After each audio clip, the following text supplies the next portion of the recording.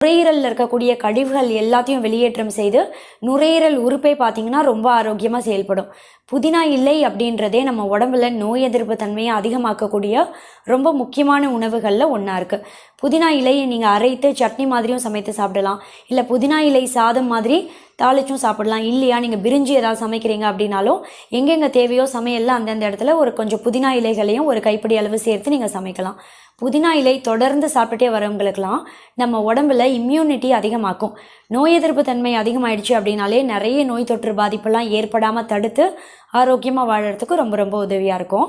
இன்னொரு முக்கியமான விஷயம் என்னென்னா, புதினா இலை அப்படின்றது இயற்கையான ஒரு பிரெயின் டானிக்காக செயல்படும். புதினா இலை தண்ணியை நீங்கள் தொடர்ந்து குடிச்சிட்டே வந்தீங்கன்னா, அதாவது இலைகள் ஊறின அந்த தண்ணியை, இது ஒரு பெரிய வேலையே கிடையாது. குடிக்கிற தண்ணியில் புதினா இலைகளை கொஞ்சமாக எடுத்து நல்லா மண் இல்லாமல் அலசிட்டு அதில் போட்டு ஊற வச்சிடணும். இப்படி தொடர்ந்து புதினா இலை தண்ணியை குடிச்சிட்டே வரவங்களுக்கெல்லாம் பார்த்தீங்கன்னா ஞாபக சக்தி